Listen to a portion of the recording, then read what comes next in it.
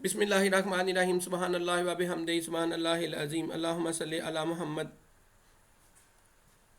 ये जो क्लास है वो एट्रीब्यूट सिलेक्शन मैयर के बारे में है। ID3 एक एल्गोरिदम का नाम है जिसके ज़रिए इंफॉर्मेशन गेन की जाती है। सबसे पहले एक ऐसे एट्रीब्यूट को सिलेक्ट किया जाता है जिसकी इंफॉर्मेशन गेन सबसे ज़्यादा हाईएस्ट होती है। अब ये कैसे हाईएस्ट होती है, कैसे कैलकुलेट करते हैं, ये नेक्स्ट स्लाइड में देखते हैं। अब सपोज करें कि एक आर्बिट्री टप्पल है जो कि डेट इन डी के अंदर, अब डी जो है वो एक्चुअली हमारे पास डाटा ट्रेनिंग का एक सेट है। ये जो आर्बिट्री टप्पल है इसकी प्रोबेबिलिटी जो है वो पी आई है और डी के अंदर इसका तल्लक क्लास सी आई के साथ है। जो एक्सपेक्टेड इंफॉर्मेशन होगी वो इस फार्मूले से कैलकुलेट होगी जिसके अंदर समेशन है, पी यहाँ पे प्रोबेबिलिटी है, लॉग बेस 2 है और फिर जो लॉग बेस 2 है वो प्रोबेबिलिटी का ही है। इंफॉर्मेशन जो नीडेड है वो इस फार्मूले से कैलकुलेट होगी और इंफॉर्मेशन जो गेन है उसके लिए ये वाला फार्मूला इम्प्लीमेंट होगा। ये फार्मूला ये कैसे इम्प्लीमेंट करते हैं, ट्रेनिंग डाटा सेट से देखते हैं। ये जो डाटा है हमारे पास एक ट्रेनिंग सेट है, ट्रेनिंग डाटा सेट है।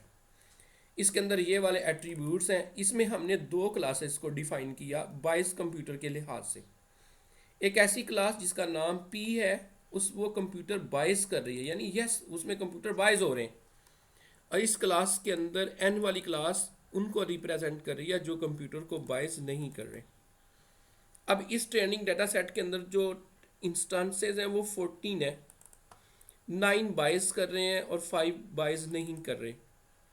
अब इनके अंदर हमने किसी एक एट्रीब्यूट को सिलेक्ट करना है। इस चीज़ को बाद में देखते हैं। ये इन्फो डी कैलकुलेट करते हैं। तो इस वाली ये जो कैलकुलेशन की है वो नेक्स्ट स्लाइड के अंदर डिटेल के साथ दी गई है। नेक्स्ट देखते हैं। ये हमारा फार्मूला था। यहाँ जो बात समझने वाली हो ये है, ये वाला log 2 जो है वो इसकी बेस 2 है। अगर हमने साइंटिफिक कैलकुलेटर से ये वाली कैलकुलेट करनी हो वैल्यू, तो हम उस वैल्यू को log लेते हैं, जो हमारे पास रिजल्ट आता है उसको log 2 के साथ डिवाइड करते हैं। तो एक्चुअली हम लोग ये कैलकुलेट कर रहे होते हैं। तो साइंटिफिक कैलकुलेटर से कैलकुलेट करने का ये वाला मेथड है। जब इसको कैलकुलेट करेंगे इसकी वैल्यू ये आ जाएगी, इसको कैलकुलेट करेंगे ये आ जाएगी, इस तरह इनकी वैल्यू सारी की सारी ये आ जाएंगी। इनको सम करेंगे तो ये इनका रिजल्टेंट होगा। कंपेयर करके देख लेते हैं। तो ये वाली वैल्यू जो हमने कैलकुलेट करनी थी वो इस स्लाइड के अंदर ये वाली है। नेक्स्ट, अब जो हमारा ऑब्जेक्टिव है वो हमने देखना है किसकी जो इंफॉर्मेशन गेन जो है हाईएस्ट है। सबसे पहले हम एज को देखते हैं। एज को ज़रा यहाँ से डिमॉन्स्ट्रेट करने की कोशिश करते हैं। तो ये बात पहले कर चुका हूँ। इसके अंदर जो इंस्टांसेस हैं वो टोटल 14 है। अब एज के लिहाज से देखते हैं तो जो इंस्टांसेस एज के लिहाज से इक्वल या लेस देन 30 है वो 5 हैं। इन दोनों को कैलकुलेट करेंगे। उन 5 में से जो पी आई यानी जो कंप्यूटर को बाइस कर रहे हैं वो 2 हैं। जो बाइस नहीं कर रहे वो 3 हैं। ये बिल्कुल ऐसे ही 31 से लेकर 40 तक और 40 से ग्रेटर दैन के लिए भी यही वैल्यूज़ हैं। अब ये डिटेल दी हुई है, यानी 5/14 या इनको कैलकुलेट करें तो टोटल 5 होंगे, जिनमें 2 यानी 2 ऐसे हैं जो परचेज़ कर रहे हैं और 3 ऐसे हैं जो परचेज़ नहीं कर रहे। इनकी इन्फो कैसे कैलकुलेट होगी इसको नेक्स्ट देखते हैं।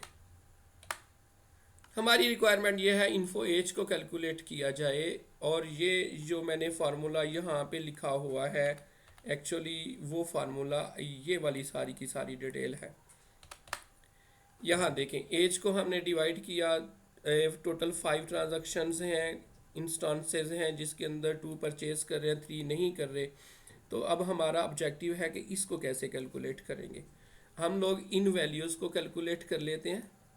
जब ये वाली कैलकुलेट हो जाएंगी तो फिर उसमें इनकी वैल्यूज़ को यहाँ पे सबमिट करेंगे तो ये हमारा रिजल्टेंट आ जाएगा।